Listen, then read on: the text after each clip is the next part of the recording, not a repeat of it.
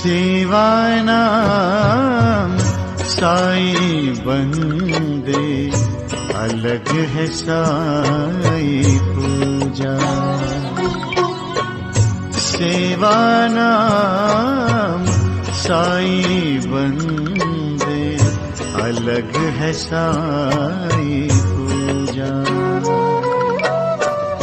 हर जीवों में साई बसा है, हर जीवों में साई बसा है, कोई न लागे दूजा। अलग है साई पूजा,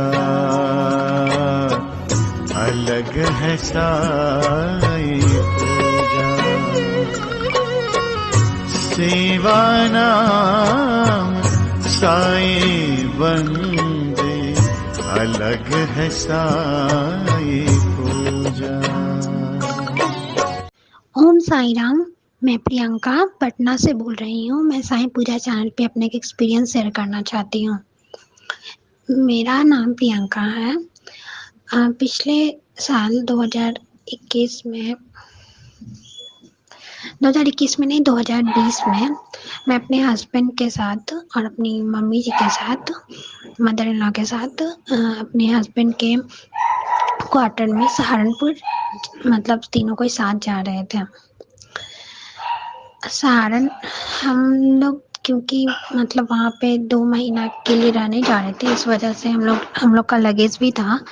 और मेरे हस्बैंड के मना करने के बावजूद भी मैंने अपनी कुछ ज्वेलरी रख लिए थे, क्योंकि मैं तीज के कल होके ही जा रही थी, तो मुझे अच्छा नहीं लग रहा था कि मैं अपना ज्वेलरी मतलब कि छोड़ के जाऊं, मतलब उतार के जाऊं। इसलिए मैं अपना कुछ ज्वेलरी अपने साथ लेके जा रही थी, जैसे चेन और अपना मतलब जो मेरा खुद का पैसा था 15-20 हज़ार रुपया वो, और ऐसे एक पर्स में मतलब छोटा मतलब 1-2 हज़ार रुपया जो मेरा खुद का था, वो सब मैं अपने लगेज मतलब ट्रॉली में डाल के जा रही थी।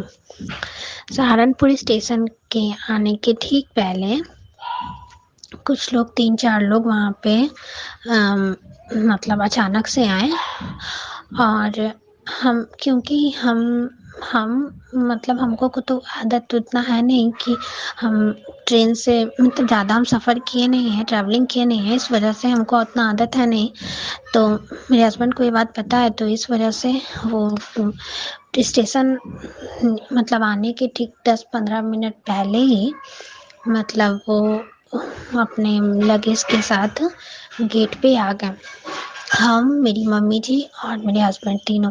मेरे हस्बैंड एकदम गेट के पास खड़े हो गए। मैंने उनको मना भी किया कि अभी ट्रेन रुकी नहीं है, तो आप गेट के पास खड़े नहीं हुई है, लेकिन वो रेलवे एम्प्लॉई हैं और ट्रेन मतलब उनको जैसे डेली का आदत हो जाता है, तो इस वजह से वो बोले कि नहीं कोई बात नहीं, हम ठीक से खड़े हैं। अचानक से 3-4 आदमी आए और उन्होंने हमारी मतलब ट्रॉली जो है उसको अपनी ओर खींच लिया और बोला ना कि मतलब और भी यात्री लोग आएंगे और जिनको उतरना होगा, तो आपके लगेज के कारण उनको परेशानी होगी। क्योंकि उनका बात सही था, इसलिए मेरे हस्बैंड भी कुछ नहीं बोले, लेकिन मुझे उनके बोलने का तरीका मतलब थोड़ा सा स्ट्रिक्ट लग रहा था, इसलिए मुझे कुछ स्ट्रिक्ट भी था और मुझे कुछ नहीं पता क्यों मुझे वो अच्छे नहीं लग रहे थे।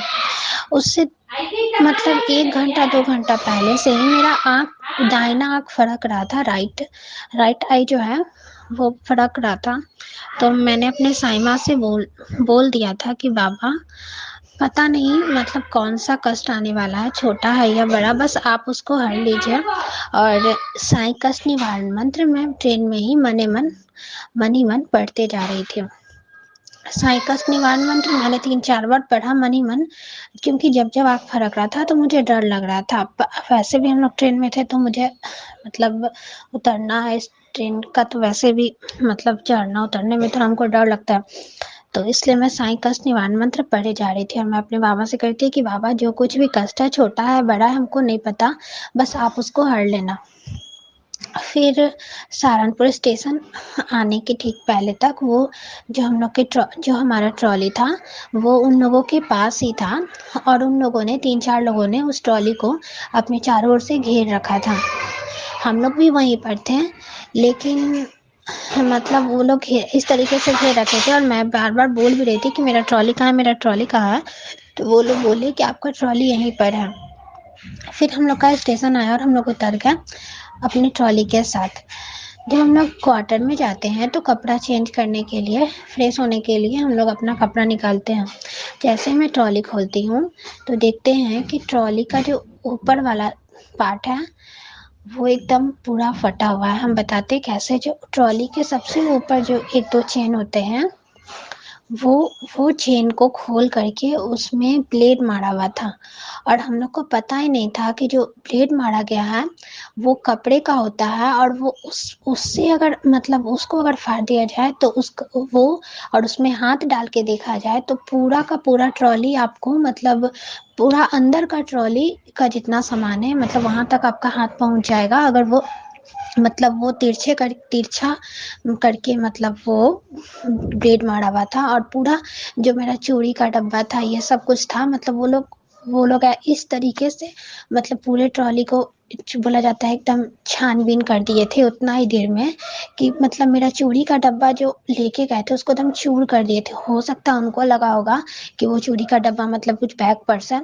लेकिन साईं बाबा की कृपा से, साईं का निवारण मंत्र का आशीर्वाद से, साईं के आशीर्वाद से मेरा कोई भी सामान चोरी नहीं हुआ। जबकि उसमें मेरा दो पर्स था, एक पर्स में 15-20 हजार रुपया मेरा खुद का था, और दूसरा छोटा सा पर्स था उसमें मेरा 2-3 हजार रुपया था। उसमें मेरा 2-3 हजार रुपया था। और इतना ही नहीं, मेरा ज्वेलरी में मेरा चेन और भी कुछ था। और एक चीज़ और बताना चाहेंगे, क्योंकि मैं 2 महीना के लिए साइंस मतलब अपने हस्बैंड के पास क्वार्टर में जा रहे थे, इसलिए उसमें साइंस और चरित्र का मैंने पीडीएफ भी रख लिया था। तो साईं बाबा की कृपा से और साइंस और चरित्र की पीडीएफ की वजह से मेरा कोई भी सामान चोरी नहीं हुआ। और इतना ही नहीं, अगर हम लोगों को शक हो जाता और हो सके तो हम लोग वो ट्रॉली को अपनी ओर लेते, और वो 3-4 आदमी इतने मतलब बड़े बड़े जैसे लग रहे थे, बॉडी बिल्डर टाइप, और मेरे हस्बैंड एकदम गेट पे खड़े थे।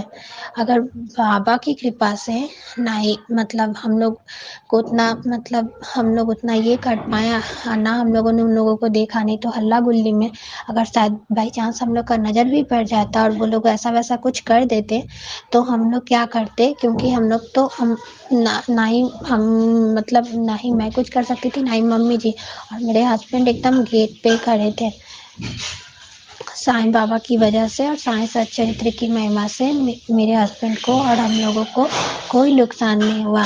ना ही हम लोगों की सामान कुछ गायब हुई, और ना हम लोगों को कुछ हुआ। साईं का निवारण मंत्र जरूर पढ़िए। साईं बाबा जिसकी तुलना हम नहीं कर सकते, जिनके बारे में हम अपने शब्दों से बयान नहीं कर सकते, इतने अच्छे हैं। साईं साईं सच में अनंत है। ओम साईं राम। बस मैं यही कहना चाहती थी।